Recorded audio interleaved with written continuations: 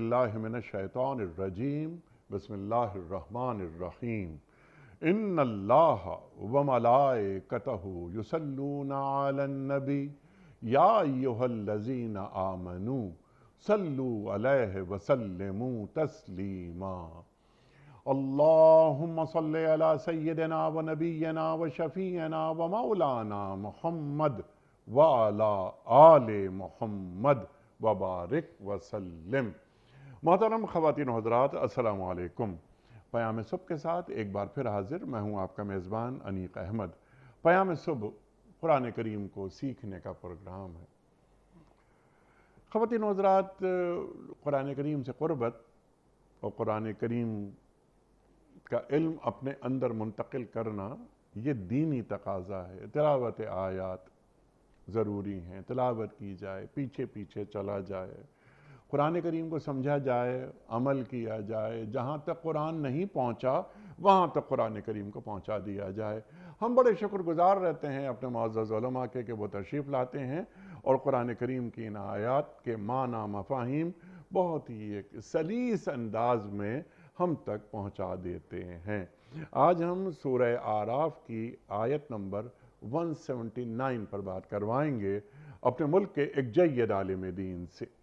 خواتین و حضرات، اللہ فرما رہا ہے کہ حقیقت یہ ہے کہ بہت سے جن اور انسان دونوں ایسے ہیں جن کو ہم نے جہنم ہی کے لیے پیدا کیا ہے۔ اب وما خلقت الجن والانس الا لیعبدون، ہم نے تخلیق کیا جنوں کو اور انسانوں کو عبادت کے لیے۔ اللہ قرآن کریم میں فرما رہا ہے۔ اللہ تعالیٰ اپنے بندوں سے بڑی محبت کرتا ہے۔ اپنے بندوں کو یعنی انسان کو انی جاعل فی الارض خلیفہ، انسان کو تو اللہ تعالیٰ نے اپنا نائب بنایا، اپنا خلیفہ بنا دیا۔ لقد کرمنا بنی آدم، اللہ تعالیٰ فرماتا ہے قرآن کریم میں کہ ہم تو بڑی تکریم دی بنی آدم کو۔ یہاں اللہ تعالیٰ فرما رہا ہے کہ ہم نے بہت سے جن اور انسان ایسے ہیں جن کو جہنم ہی کے لیے پیدا کیا ہے۔ کیوں؟ ان کے پاس دل ہیں مگر وہ اس سے سوچتے نہیں، ان کے پاس آنکھیں ہیں مگر وہ اس سے دیکھتے نہیں، ان کے پاس کان ہیں مگر وہ ان سے سنتے نہیں۔ وہ جانوروں کی طرح ہیں بلکہ ان سے بھی گئے گزرے ہیں، جانوروں سے بھی، بل ہم عدل کی بات ہو رہی ہے۔ تو جانوروں سے بھی زیادہ گیا گزرا ایک انسان کیسا ہو جاتا ہے؟ یہ غفلت میں ہے۔ غفلت کسے کہتے ہیں؟ انسان غفلت میں کب مبتلا ہوتا ہے اور کیسے مبتلا ہوتا ہے؟ اللہ تعالیٰ تو ہدایت دینا چاہتا ہے، اللہ تعالیٰ نے تو راستے بتا دیے۔ ہدیناہ النجدین پہ بھی بات کروائیں گے۔ راستے واضح ہیں انسان پر۔ اب اما شاکرا و اما کفورا، اس پر بھی بات ہوگی، سیکھیں گے محترم مفتی منیب الرحمن صاحب سے۔ خواتین و حضرات، مفتی منیب الرحمن صاحب ہمارے ملک کا ایک جانا مانا نام، ممتاز نام، پیام صبح کا لازمی جز تشریف لاتے ہیں اور ہم ہمیشہ مفتی منیب الرحمن صاحب سے سیکھتے ہیں، لاتعداد کتابوں کے مصنف۔ مفتی صاحب کو خوش آمدید کہتے ہوئے پروگرام کا آغاز اللہ تعالیٰ کے بابرکت نام سے، سورہ اعراف اور آیت نمبر 179، 179۔ اعوذ باللہ من الشیطان الرجیم، بسم اللہ الرحمن الرحیم۔ وَلَقَدْ ذَرَأْنَا لِجَهَنَّمَ كَثِيرًا مِنَ الْجِنِّ وَالْإِنسِ لَهُمْ قُلُوبٌ لَا يَفْقَهُونَ بِهَا وَلَهُمْ أَعْيُنٌ لَا يُبْصِرُونَ بِهَا وَلَهُمْ آذَانٌ لَا يَسْمَعُونَ بِهَا اولئک کالانعام بل ہم اضل اولئک هم الغافلون۔ صدق اللہ العظیم۔ اور یہ حقیقت ہے کہ بہت سے جن اور انسان ایسے ہیں جن کو ہم نے جہنم ہی کے لیے پیدا کیا ہے۔ ان کے پاس دل ہیں مگر وہ ان سے سوچتے نہیں، ان کے پاس آنکھیں ہیں مگر وہ ان سے دیکھتے نہیں، ان کے پاس کان ہیں مگر وہ ان سے سنتے نہیں، وہ جانوروں کی طرح ہیں بلکہ ان سے بھی زیادہ گئے گزرے۔ یہ وہ لوگ ہیں جو غفلت میں کھوئے گئے ہیں۔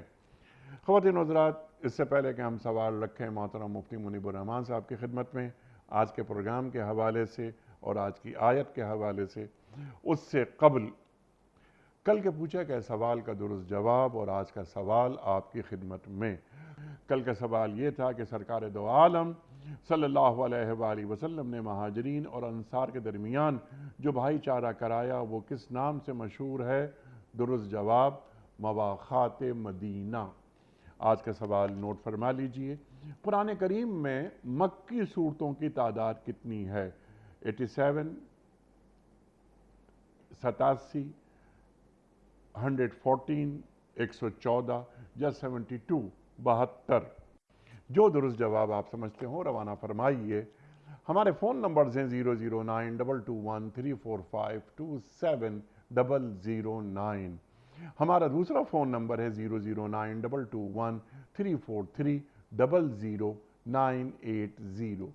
ہمارا ای میل ایڈریس ps@dunyatv.tv، ہمارا SMS کا نمبر 3031 اور ہمارا واٹس ایپ کا نمبر ہے 00923218250194۔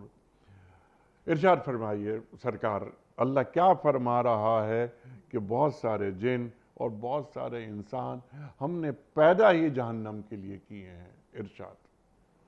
بسم اللہ الرحمن الرحیم، حامدا للہ عز وجل سبحانہ وتعالی ومصلیا ومسلما علی رسول اللہ وعلی آلہ الکرام وصحبہ العظام اجمعین۔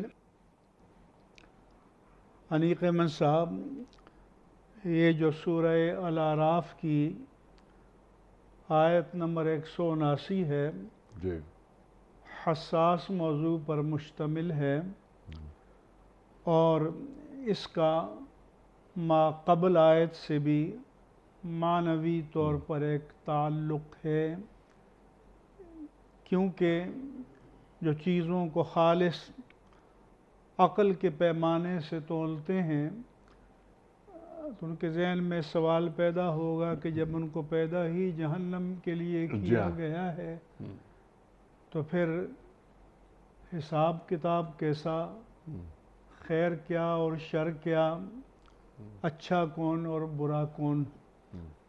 تو اس لیے پہلی آیہ مبارکہ کو بھی جاننا ضروری ہے کہ اللہ تعالیٰ نے فرمایا مَن یہد اللہ فہو المہتدی، جسے اللہ ہدایت دے وہ ہدایت یافتہ ہے، ہدایت پانے والا ہے۔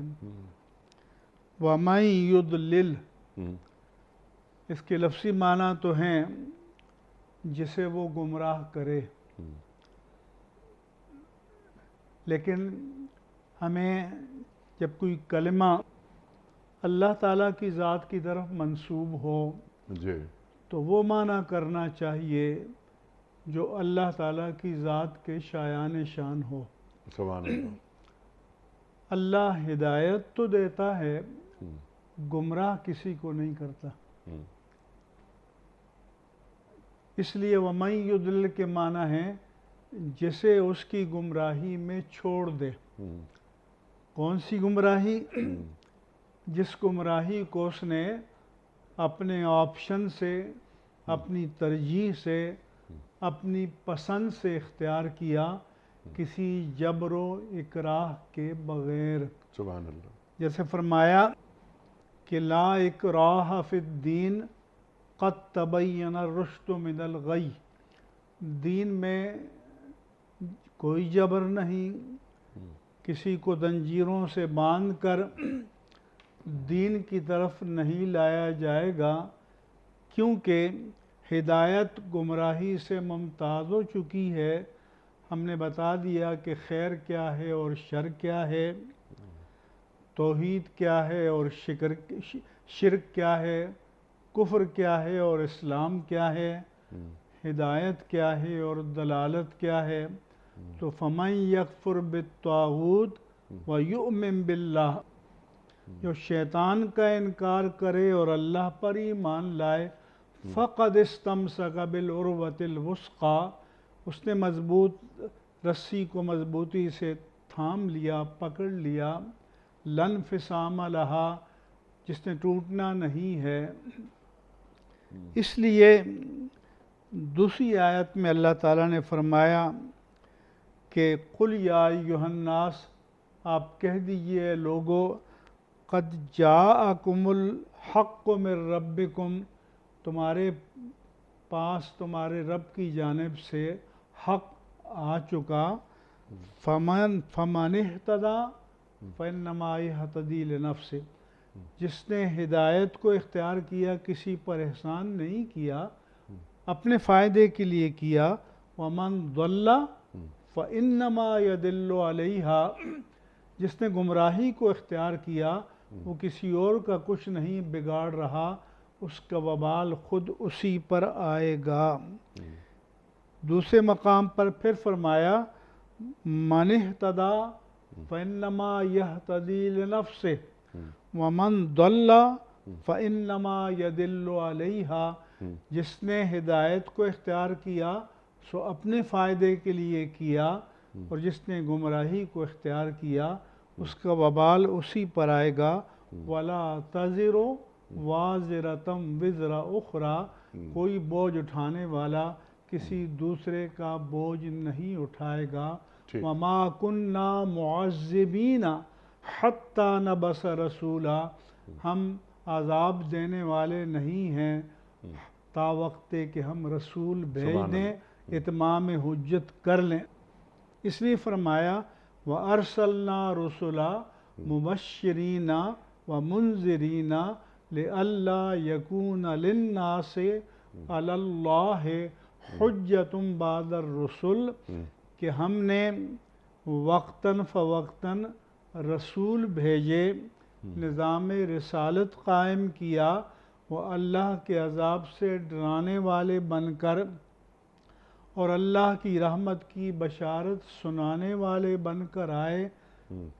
لِأَلَّا يَكُونَ لِلنَّاسِ عَلَى اللَّهِ حُجَّةٌ بَعْدَ الرُّسُلِ، تاکہ رسولوں کی بعثت کے بعد لوگوں کے پاس شرک پر، کفر پر، دلالت پر، فسق پر، فجور پر، بدی پر قائم رہنے کے لیے کوئی حجت، کوئی دلیل، کوئی جسٹیفیکیشن، کوئی جواز اور کوئی مقبول بہانہ باقی نہ رہے.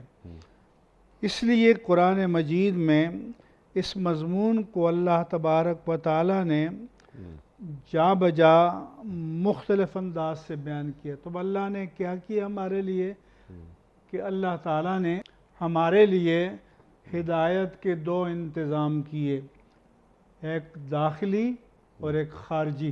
سبحان اللہ. داخلی ہدایت کیا ہے؟ وَهَدَيْنَاهُ النَّجْدَيْنِ، ہم نے ان کو نیکی اور بدی دونوں راہوں کا شعور دے دیا، سجا دیا. أَلَمْ نَجْعَل لَّهُ عَيْنَيْنِ وَلِسَانًا وَشَفَتَيْنِ، کیا ہم نے انہیں دو آنکھیں، ایک زبان اور دو ہونٹ عطا نہیں کیے؟ پھر سورہ شمس میں تو بڑی لمبی تمہید کے بعد، کئی قسمیں فرمانے کے بعد کہ وَالشَّمْسِ وَضُحَاهَا، سورج اور اس کی تابانی کی قسم، وَالْقَمَرِ إِذَا تَلَاهَا، چاند اور اس کی روانی کی قسم،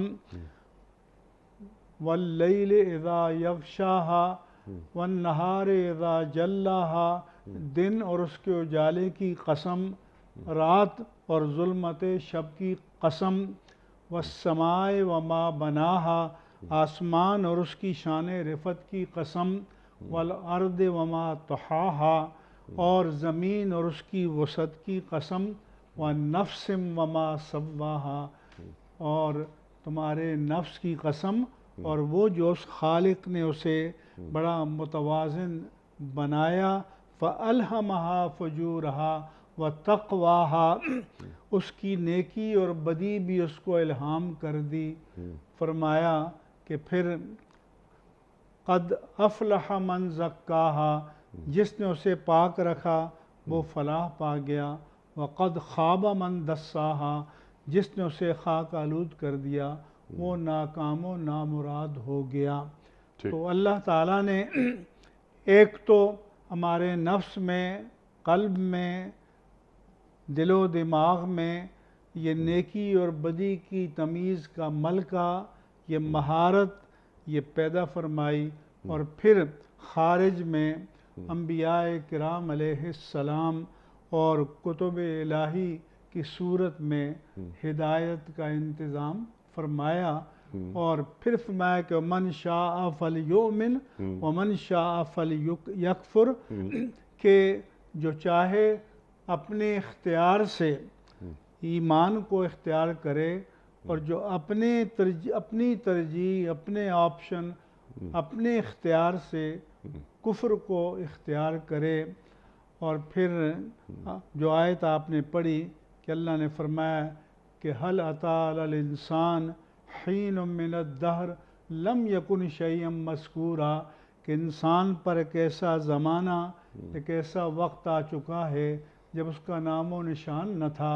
انا خلقنا الانسان من نطفة امشاج نبتلی، ہم نے انسان کو ایک مخلوط نطفے سے پیدا کیا تاکہ اسے آزمائیں۔ اما شاکرا وجعلناہ سمیعا بصیرا، ہم نے اسے سمیع اور بصیر بنایا۔ انا ہدیناہ السبیل، ہم نے اسے راہ حق کی ہدایت عطا کی۔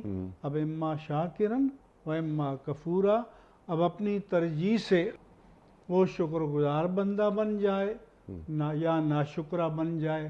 ہاں یہ اس نے وعدہ کیا ہے کہ فَأَمَّا مَنْ أَعْطَى وَاتَّقَى وَصَدَّقَ بِالْحُسْنَى، جس نے اپنا مال اللہ کی راہ میں خرچ کیا، تقوی پر کاربند رہا، نیکی کی تصدیق کی، فَنُيَسِّرُهُ لِلْيُسْرَى، آسانی کی منزل کو، جنت کی منزل کو اس کے لیے آسان کر دیں گے، اسباب کو سازگار کر دیں گے، توفیقات خیر اس کے لیے ہم مقدر فرما دیں گے۔ وَأَمَّا مَنْ بَخِلَ، سو جس نے بخل کو جو اختیار کیا، وَاسْتَغْنَى، اور اپنے خالق و مالک سے بے پرواہ ہو گیا، وَكَذَّبَ بِالْحُسْنَى، اور نیکی کو جھٹلایا، فَسَنُيَسِّرُهُ لِلْعُسْرَى، اور پھر جو تکلیف کی منزل ہے یا جہنم کی منزل ہے اس کے لیے آسان کر دیں گے، یعنی جس کو خود اس نے اپنے آپشن، اپنی ترجیح اور اپنے اختیار سے حاصل کیا۔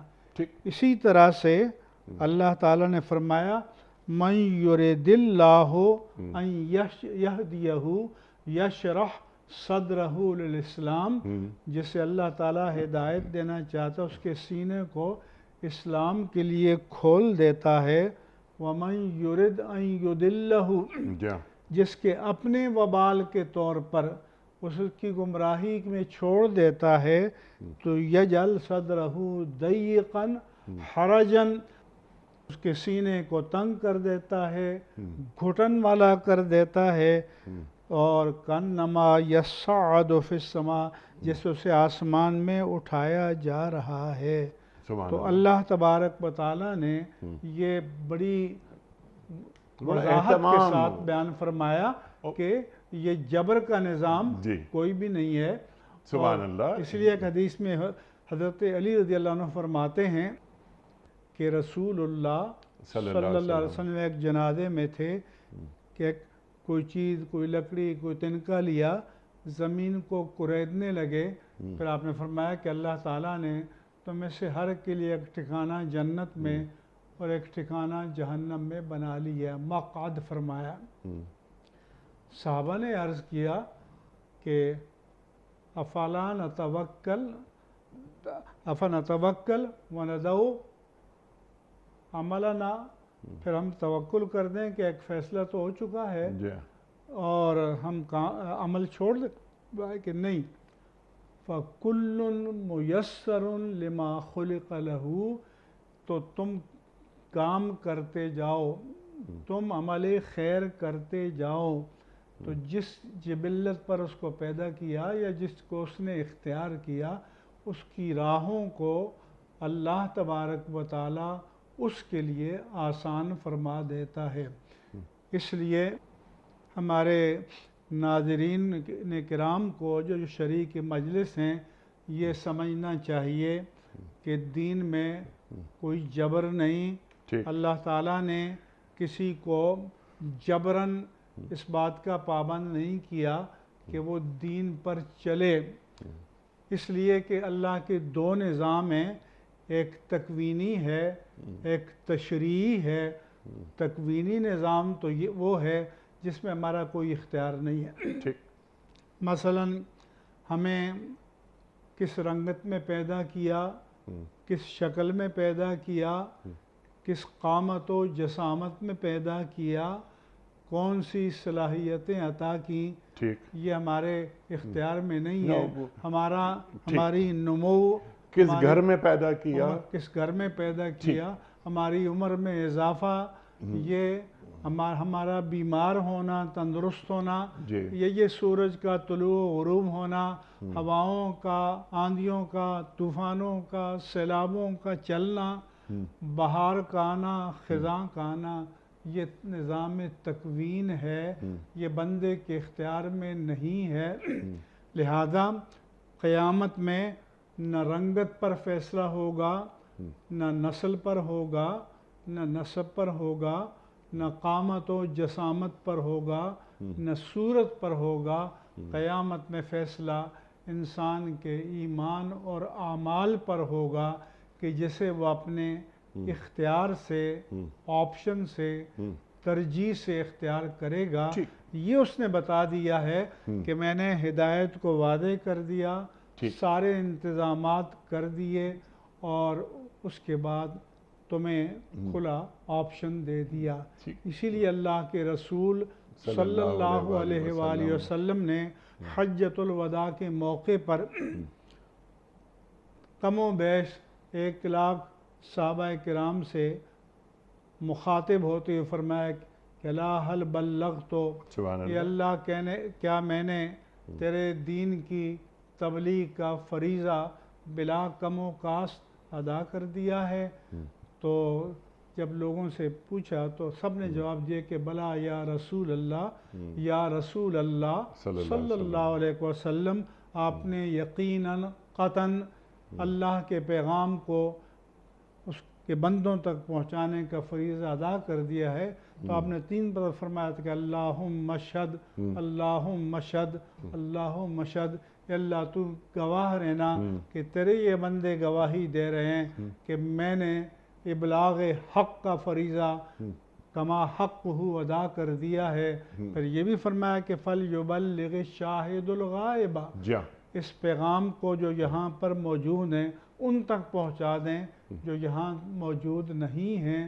فَرُبَّ مُبَلَّغٍ اوعى سامن، بعض اوقات جس تک پیغام پہنچایا جاتا ہے وہ ڈائریکٹ اور براہ راست سننے والوں سے بھی زیادہ اس کی حفاظت فرماتا ہے. سبحان اللہ. جب یہ سب کچھ ہو چکا تو پھر اللہ نے فرمایا کہ وَلَقَدْ ذَرَأْنَا لِجَهَنَّمَ كَثِيرًا مِّنَ الْجِنِّ وَالْإِنسِ، ہم نے جہنم کے لیے بہت سے جنات اور انسان پیدا کی اس لیے کہ جو حیوانات ہیں یہ ذی عقل نہیں ہیں، ذی شعور تو ہیں کہ اللہ تعالیٰ نے ہماری طرح انہیں حواس دیے، ہماری طرح اپنی بقا کے لیے، نشو و نما کے لیے شعور دیا، اپنے لیے خوراک کی طلب اور تلاش کا شعور دیا، اور چیزوں کا شعور دیا، گھونسلہ بنانے کا، غار میں ٹھکانہ بنانے کا، اور چیزوں کا، حتیٰ کہ مچھلی کا بچہ جو سمندر میں پیدا ہوتا ہے، پیدا ہوتے ہی تیرنے کا اسے اللہ تعالیٰ نے ملکہ عطا کیا، پرندوں کو اڑنے کا ملکہ عطا کیا۔ یہ اللہ کا تکوینی نظام تھا۔ انسانوں کو، جنات کو اور ملائک کو جو اللہ نے امتیازی صفت دی ہے وہ عقل و خرد کی دی ہے کہ انسان کلیات کا ادراک کرتا ہے، نفع و نقصان کا تخمینہ لگاتا ہے، خیر و شر کا ادراک کر سکتا ہے۔ تو یہ ہے، لیکن ان میں بھی ملائک چونکہ معصوم ہیں، ان میں بدی کا ملکہ ہی نہیں رکھا، تو لا یعصون ما امر اللہ ویفعلون ما یؤمرون، کہ اللہ نے جو حکم دیا ہے اس کی نافرمانی نہیں کرتے اور اس کے حکم کی تعمیل کرتے جو ہیں، انہیں کہا جاتا ہے وہ کام کر لیتے بجا لاتے ہیں۔ اللہ اکبر۔ بالکل آپ نے بات واضح کر دی، ایک ایک پوائنٹ واضح ہو گیا، ہدیناہ النجدین سے لے کے تمام سلسلے آ گئے سامنے۔ اللہ تعالیٰ 70 ماؤں سے زیادہ محبت کرتا ہے ایک انسان سے، وہ یہ کیسے چاہے گا کہ اس کا بندہ جو اس کا نائب بھی ہے، اس کا خلیفہ بھی ہے، جس کی وہ تکریم بھی کر رہا ہے، لقد کرمنا بنی آدم، اسے وہ جہنم میں ڈالے۔ ما یفعل اللہ بعذابکم ان شکرتم وآمنتم، اگر اللہ تم کیا شکر بڑی گزار آیت بن ہے۔ جاؤ، ایمان لاؤ، تو اسے تمہارے عذاب اللہ کو کیا پڑی کہ تمہیں عذاب دے؟ ما یفعل اللہ بعذابکم ان شکرتم وآمنتم۔ اللہ اکبر، اللہ اکبر۔ اچھا مفتی صاحب، یہاں پر آپ نے ہدایت کے حوالے سے بالتفصیل بات فرمائی۔ قرآن کریم قدم قدم پر ہدایت کی بات کرتا ہے، اور ہدایت اِنَّ هُدَى اللَّهِ هُوَ الْهُدَى، ہدایت بس وہی جو اللہ کی جانب سے آئے۔ آپ سے جو ہم سیکھنا چاہ رہے ہیں وہ یہ کہ کیا ہدایت مستقل طلب کرنے والی چیز ہے، یا ہدایت ایک مرتبہ مجھے نصیب ہو گئی تو میں اس پر اکتفا کر کے بیٹھ جاؤں؟ اور آپ نے یہ بات بالکل واضح کر دی کہ ہدایت جبری نہیں ہوتی۔ ارشاد۔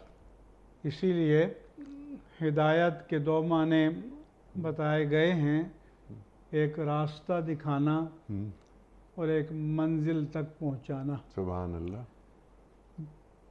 جب ہم سورہ فاتحہ میں پڑھتے ہیں کہ اہدنا الصراط المستقیم، تو بعض حضرات تو ترجمہ کرتے ہیں کہ اے اللہ تو ہمیں صراط مستقیم دکھا، لیکن ہمارے علماء حق نے ہمیں یہ بتایا کہ جب ہم یہ کلمات زبان سے ادا کریں تو ہمارے ذہن میں یہ معنی ہونا چاہیے کہ اے اللہ، ہم جو گھر سے چل کر مسجد میں آ کر تیرے گھر میں، تیری حضوری میں، تیری بارگاہ میں ہاتھ باندھ کر کھڑے ہو گئے ہیں، تو یہ راستہ تو نے دکھایا ہے، جبھی تو ہم یہاں تک پہنچے ہیں۔ اب اہدنا الصراط المستقیم، ہمیں تا حیات اسی سیدھے راستے پر چلا۔ سبحان اللہ، سبحان اللہ۔ کنٹینیویشن، استقامت اور تسلسل شریعت کو مطلوب ہے، اور اسی کی ہمیشہ ہمیں اللہ تبارک و تعالیٰ سے دعا کرتے رہنا چاہیے۔ ایک دعا اللہ تعالیٰ قرآن کریم میں، کئی دعائیں ہیں، فوراً جو ذہن میں آتی ہے دعا کہ ربنا لا تزغ قلوبنا بعد اذ ہدیتنا۔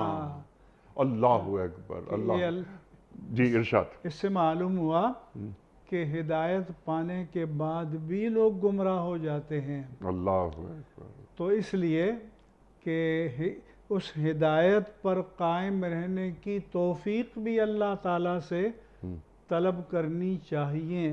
ٹھیک۔ کہ ہیں راہ میں جا بجا تھانے والے، تو ایمان کے لٹیرے ہر موڑ پر ہر قدم پر موجود ہوتے ہیں۔ جی، اور شیطان گھات لگائے بیٹھا ہوتا ہے اور اس کی چالیں تبدیل ہوتی رہتی ہیں، تو شیطان کی چالوں کی معرفت بھی ضروری ہے، اور ہر عہد کے شیطان کی چالوں کی معرفت حاصل ہونی چاہیے۔ اس لیے تو ہے نا کہ فَإِذَا قَرَأْتَ الْقُرْآنَ فَاسْتَعِذْ بِاللَّهِ مِنَ الشَّيْطَانِ الرَّجِيمِ، کہ جب قرآن پڑھنے کا ارادہ کرو تو پہلے اعوذ باللہ من الشیطان الرجیم پڑھ لیا کرو، تاکہ جب آپ شیطان قرآن کریم کی روحانی اور معنوی سیاحت کے لیے نکلیں تو شیطان تمہیں بہکا نہ دے، ورغلا نہ دے۔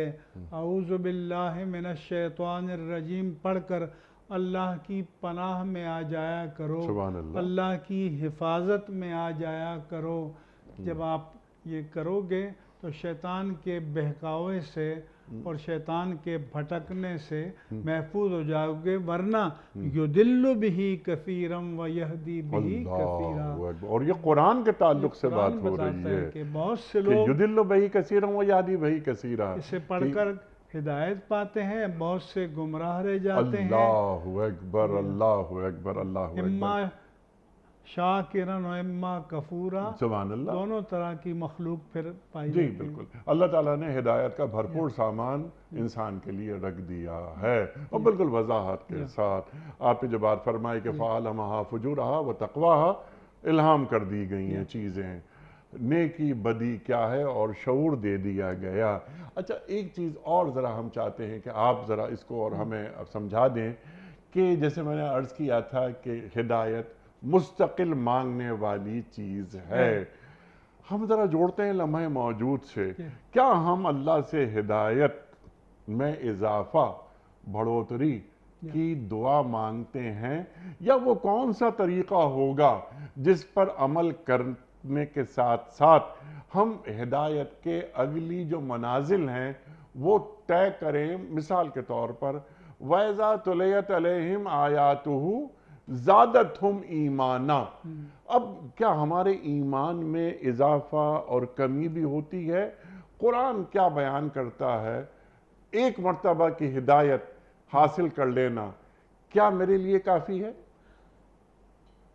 انما المؤمنون الذین اذا ذکر اللہ جی، وجلت قلوبهم وَإِذَا تُلِيَتْ عَلَيْهِمْ آيَاتُهُ زَادَتْهُمْ ایمانا، کہ جب اللہ کا ذکر کیا جائے تو وہ لپ سروس نہ ہو کہ دل دہل جاتے ہیں، وہ اندر اترے، وہ روح میں جذب ہو جائے، روئیں میں جذب ہو جائے، اور جب ان پر قرآن کی تلاوت کی جائے تو ایمان کو تقویت ملے، توانائی ملے، اور پھر فرمایا کہ وَتَقْشَعِرُّ مِنْهُ جُلُودُ الَّذِينَ يَخْشَوْنَ رَبَّهُمْ، کہ جن کے دلوں میں اپنے رب کی خشیت ہے تو وہ ان کے سامنے قرآن پڑھا جائے، ذکر الہی کیا جائے تو رونگٹے کھڑے ہو جاتے ہیں۔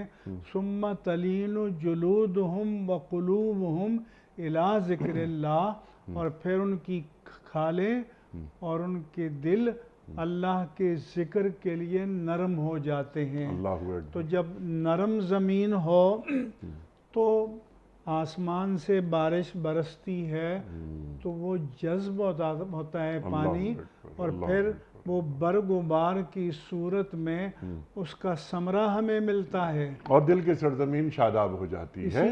بالکل اسی طرح سے جب اللہ تعالیٰ کے کلام کی انوار و تجلیات کا نزول ہو اور اس کی کرنیں قلب مومن پر پڑیں تو پھر دل کی زمین نرم ہونی چاہیے تاکہ وہ اس کے اندر جزم ہو اور اس کا ثمرہ یا برگ و بار اعمال صالحہ کی صورت میں ظاہر ہوں۔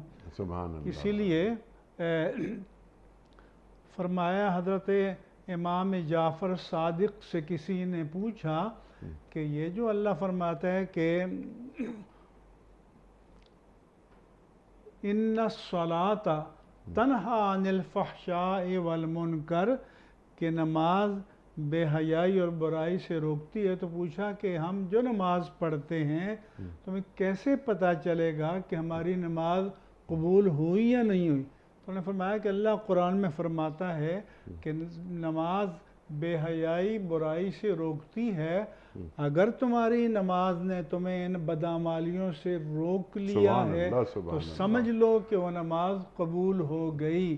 تو پھر ہمیں اپنا بھی جائزہ لیتے رہنا چاہیے. بل الانسان علی نفسہ بصیرہ، اللہ فرماتا ہے کہ بلکہ انسان اپنے خیر و شر پر خوب آگاہ ہے. ولو القا معاذیرہ، خواہ وہ بدی پر قائم رہنے کے لیے کتنے ہی عذر اور جسٹیفیکیشن اور جواز پیش کیوں نہ کرے، لیکن خود جانتا ہے جی ہاں. کہ میرے اندر کیا ہے. تو اس لیے ہماری ہدایت سے فیضیاب ہونے کا ثمرہ ہمیں اپنے اعمال و افعال کی صورت میں، اقوال کی صورت میں، اخلاق و کردار کی صورت میں، بندے اور رب کے درمیان اور بندے اور بندوں کے درمیان معاملات کی صورت میں نظر آنا چاہیے. سبحان اللہ، سبحان اللہ. اچھا مفتی صاحب، 2-3 بڑے اہم پوائنٹس ابھی ہیں تو ہم چاہ رہے ہیں کہ ذرا انہیں بھی کور کر لیں. جی ہاں، یہ اگلا حصہ جو ہے، جی اگلا حصہ. لیکن اس سے پہلے ایک سوال ہے میرے ذہن میں. وہ سوال یہ ہے کہ یہاں اللہ فرما رہا ہے کہ بہت سے جن اور بہت سے انسان یہ ایسے ہیں کہ جن کو ہم نے جہنم ہی کے لیے پیدا کیا ہے. انسان مٹی سے پیدا ہوا ہے جہنم میں. جن یہ تو پیدا ہی آگ سے ہوئے ہیں. تو جہنم میں یعنی ایک آگ سے تخلیق شدہ مخلوق، اس کو آگ میں بھیجا جا رہا ہے. یہ ذرا واضح کر دیجئے. ایسا ہے کہ جیسے ہم مٹی سے پیدا ہوئے ہیں، لیکن مٹی کی اینٹ ہم پر ماری جائے تو تکلیف تو ہوگی. ان کا جوہر تخلیق آگ ہے، لیکن نہ جانے اللہ کے ہاں آگ کی کتنی قسمیں ہوں گی. ٹھیک. ایک حدیث میں آتا ہے یحشر المتکبرون کامثال الزر یوم القیامہ، کہ متکبر انسانی شکل میں چیونٹیوں کی مانند قیامت کے دن اٹھائے جائیں گے اور ان کو اس قید خانے میں داخل کیا جائے جس کا نام بولس ہوگا. تالوہ نار الانیار، اور آگوں کی آگ کے شعلے بلند ہوں گے. تو آگوں کی آگ کا معنی ہے کہ ایسی بھی آگ ہوگی جو آگ کو بھی جلا دے. اللہ اپنی پناہ میں رکھے. اللہ اپنی پناہ میں رکھے. اچھا ایک اور سوال ذہن میں آتا ہے کہ جو فرما بردار ہیں اللہ کے اور یہ وحی خداوندی پہ عمل کرنے والے، وہ انسان جنت میں جائیں گے، نافرمان جہنم میں جائیں گے. تو کیا یہی اصول جنات پر بھی لاگو ہوتا ہے؟ بالکل یہی اصول ہوگا. اچھا یہی اصول. سورہ الاحقاف میں جی اور سورہ الجن میں وضاحت کے ساتھ بیان کیا گیا ہے کہ ہم میں سے بعض قاسط ہیں، ظالم ہیں، اور بعض ہدایت یافتہ ہیں. ٹھیک. یہ سورہ جن میں خود جنات کا بیان ہے. ٹھیک ہے. اور سورہ احقاف میں جنات کا بیان ہے. تو جس طرح سے انسان مکلف ہیں اس طرح سے جن بھی مکلف ہیں. اور جس طرح سے انسان جنت میں جائیں گے اور جو اللہ کے نافرمان جہنم میں جائیں گے، یہی تقسیم جنات میں بھی ہوگی. اللہ اکبر، اللہ اکبر. جس طرح ہم جنت اور جہنم میں انسانوں کے لیے ان کے اعمال پیمانہ ہیں، اسی طرح جنات کے اعمال بھی پیمانہ ہیں. اچھا اب یہاں اللہ تعالیٰ کلیہ بیان کر رہا ہے. اللہ تعالیٰ نے ہدایت تو بالکل واضح کر دی. جہنم میں کس کو بھیجا جا رہا ہے؟ اللہ تو جنت میں بھیجنا چاہتا ہے. کیا کرتے ہیں یہ لوگ، یہ انسان اور جن؟ ان کے پاس دل ہیں مگر وہ ان سے سوچتے نہیں. ان کے پاس آنکھیں ہیں مگر وہ ان سے دیکھتے نہیں. ان کے پاس کان ہیں مگر وہ ان سے سنتے نہیں. وہ جانور ہیں بلکہ جانوروں سے بھی بدتر۔ اب یہ دو تین باتیں سامنے آ رہی ہیں۔ ایک تو یہ کہ دل ہے مگر سوچتے نہیں، سوچنے کا مرکز دل ہے یا دماغ؟ حنیق احمد صاحب اس پر علماء نے بحث کی ہے، اور چونکہ اللہ تبارک و تعالی نے قرآن کریم میں جا بجا تعقل کی نسبت قلب کی طرف کی ہے، جی، اور بعض علماء نے اس بات کو دیکھا کہ اگر ایکسیڈنٹ ہو جائے، شدید ضرب لگ جائے، عقل معاف ہو جائے، تو پھر یہ ساری تعقل کی صلاحیتیں کام کرنا چھوڑ دیتی ہیں، یہاں تک کہ فقہاء نے کہا اگر کسی کی ضرب سے عقل کلی طور پر معاف ہو جائے تو اس کو پوری دیت دینی پڑے گی۔ تو اس لیے یہ بحث تو رہی ہے کہ تعقل کا، تفکر کا مرکز دماغ ہے یا دل ہے، تو دماغ کا قول بھی کیا گیا ہے، دل کا قول بھی کیا گیا ہے۔ سائنسدان کہتے تھے کہ تعقل کا مرکز دماغ ہے، مگر کوئی 4-5 سال پہلے میں نے پڑھا کہ کینیڈا کے ڈاکٹر نے کافی ریسرچ کے بعد کہا کہ تعقل کی ایک صلاحیت قلب میں بھی موجود ہے۔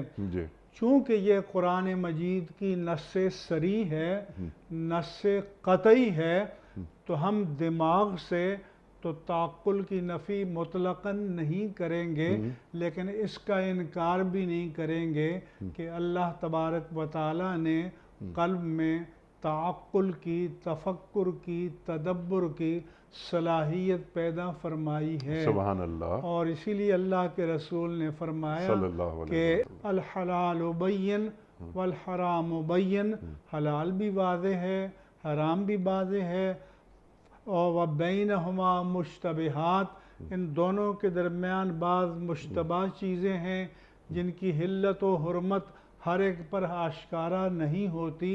فَمَنِ اتَّقَى الشُّبُهَاتِ اسْتَبْرَأَ لِدِينِهِ وَعِرْضِهِ، جو مشتبہ چیزوں سے بچا رہا اس نے اپنے دین و آبرو کو بچا لیا۔ مَنْ وَقَعَ فِي الشُّبُهَاتِ، جو شبہات میں مبتلا ہو گیا، ان کے در پہ ہو گیا، تو کَرَّاعٍ یَرَا حول الحما، کہ اس چرواہے کی مانند ہے کہ جو کسی ممنوع چراگاہ کے ارد گرد اپنے مویشیوں کو چراتا ہے، تو اس بات کا خدشہ ہے کہ کسی نہ کسی وقت وہ مویشی اس ممنوع چراگاہ میں داخل ہوں گے، اسے تاراج کر دیں گے۔ اس طرح کہ ان لکل ملک حمن، ہر بادشاہ کی ممنوع حدود ہوتی ہیں، وحم اللہ محارمہ، اور اللہ کی ممنوع حدود اس کی حرام کردہ چیزیں ہیں۔ اور الا ان فی الجسد لمضغۃ، سنو جسم میں ایک گوشت کا ٹکڑا ہے، اذا صلح صلح الجسد کلہ، جب وہ صحیح ہوتا ہے تو پورا جسم صحیح ہوتا ہے، وَإِذَا فَسَدَ فَسَدَ الْجَسَدُ كُلُّهُ، اس میں بگاڑ آتا ہے پورے جسم میں بگاڑ آتا ہے۔ الا وہی القلب، اور سنو وہ دل ہے۔ سبحان اللہ۔ اچھا، اب یہ کیونکہ پروگرام کا وقت ختم ہو رہا ہے، یہاں پر دل ہے ان کے پاس، سوچتے نہیں، آنکھیں ہیں دیکھتے نہیں، کان ہیں سنتے نہیں۔ اس کا مطلب یہ ہوا جی کہ سمینا و اطانا سے میں سے جوڑ رہا ہوں، تو سمینا و اطانا کی سماعت کیے ہم نے اللہ کے احکام اور ان پہ عمل کر دیا، لیکن اس کے بعد یہ سوچنے کو، عقل کے استعمال کو جو ترغیب دی جا رہی ہے، اس کے کیا معنی؟ اس کا مطلب یہ ہوا کہ بنانے والے نے جس چیز کو جس مقصد کے لیے بنایا ہے، خالق نے جس چیز کو جس مقصد کے لیے پیدا کیا ہے، اسی میں اگر وہ اس مقصد میں کام نہیں آ رہی تو وہ لاشے ہے، وہ غیر نافع ہے۔ افلم یسیروا فی الارض، وہ کیوں زمین میں چلے پھرے نہیں کہ فلہم قلوب یفقہون بہا وآذان یسمعون بہا، کہ ان کے ایسے دل ہوتے جو تاریخ انسانیت سے سبق حاصل کرتے، ان کے کان ہوتے جو پیغام حق کو سنتے۔ فَإِنَّهَا لَا تَعْمَى الْأَبْصَارُ، حقیقت یہ ہے کہ آنکھیں اندھی نہیں ہوتی، وَلَٰكِن تَعْمَى الْقُلُوبُ الَّتِي فِي الصُّدُورِ، بلکہ وہ دل اندھے ہو جاتے ہیں جو سینوں میں دھڑکتے ہیں۔ تو جب کوئی چیز اپنے، جیسے ایک شخص اپنی اولاد سے مایوس ہو جائے، وہ کہتا ہے میرے لیے تو تم ہو ہی نہیں، کیوں کہ ہونا نہ ہونا برابر ہے، بلکہ بعض اوقات ہونا نہ ہونے سے زیادہ تکلیف دہ ہو جاتا ہے۔ تو اولئک کالانعام، چوپایوں کی طرح ہے کہ چوپایوں میں یہ صلاحیت نہیں ہے، اور ان سے بدتر کیوں ہیں کہ وہ تو صلاحیت سے محروم ہیں، تم صلاحیت کے ہوتے ہوئے ان سے استفادہ نہیں کرتے، تو چوپایوں سے بھی بدتر ہے۔ اللہ اکبر، اللہ اکبر۔ اور یہ لوگ غفلت میں کھوئے ہوئے ہیں۔ مفتی صاحب کنکلوڈ فرما دیجئے، آج ہم نے سورہ اعراف کی آیت نمبر 179 سے کیا سیکھا؟ ٹو ڈوز، کرنے کے کام۔ آج کا سبق یہ ہے کہ اللہ تبارک و تعالیٰ نے ہمیں انسان بنایا، اچھی صورت، اچھی قامت، اچھی جسامت عطا کی، پھر اللہ نے عقل و خرد کی دولت سے مالا مال کیا، سبحان اللہ، پھر اللہ تعالیٰ نے عملی صلاحیتوں سے نوازا۔ تو بندگی کا قرینہ بھی یہی ہے، سلیقہ بھی یہی ہے، تقاضا بھی یہی ہے کہ اللہ کی دی ہوئی اس نعمت جسم و جان کو اللہ اور کی بندگی اور اس کے رسول کی غلامی میں استعمال کریں۔ اگر ہم یہ نہیں کرتے تو پھر سب ہمارے لیے بے سود ہے۔ سبحان اللہ۔ اگر ہم یہ نہیں کرتے تو پھر یہ محض گفتگو ہے، یہ محض لفظوں کی جگالی ہے اور کچھ نہیں ہے۔ مفتی صاحب میں آپ کا بڑا ممنون، بڑا شکر گزار، آپ تشریف لائے اور ہمیشہ کی طرح آج بھی ہم نے آپ سے بہت سیکھا۔ خواتین و حضرات، ہمارے علماء کو اللہ سلامت رکھے۔ بہت ساری گفتگو ہو سکتی ہے لیکن وقت یہاں مکمل ہوا ہمارے آج کے پروگرام کا۔ کوئز کل کا سوال ہمارا یہ تھا کہ سرکار دو عالم صلی اللہ علیہ وآلہ وسلم نے مہاجرین اور انصار کے درمیان جو بھائی چارہ کرایا وہ کس نام سے مشہور ہے؟ درست جواب مواخات مدینہ۔ آج کا سوال نوٹ فرما لیجئے، قرآن کریم میں مکی صورتوں کی تعداد کتنی ہے؟ 87، 114 یا 72؟ جو درست جواب آپ سمجھتے ہوں روانہ فرمائیے۔ ہمارے فون نمبرز ہیں 0092213452709۔ ہمارا دوسرا فون نمبر ہے 0092213450980۔ ہمارا ای میل ایڈریس ps@dunyatv.tv، ہمارا SMS کا نمبر 3031 اور ہمارا واٹس ایپ کا نمبر ہے 00923218250194۔ وقت قرآن دازی کا۔ محترم مفتی منیب الرحمان صاحب نے ایک پرچی نکال لی اور آج کے ونر ہیں مریم صدیقی ہیں، یہ بھی کراچی سے، یہ بھی کراچی سے، مریم صدیقی صاحبہ کراچی سے۔ آپ کی خدمت میں دنیا ٹی وی کی جانب سے دینی کتب پر مشتمل گفٹ ہیمپر آپ کے گھر بذریعہ کوریئر روانہ کیا جا رہا ہے۔ آپ کو مبارک ہو۔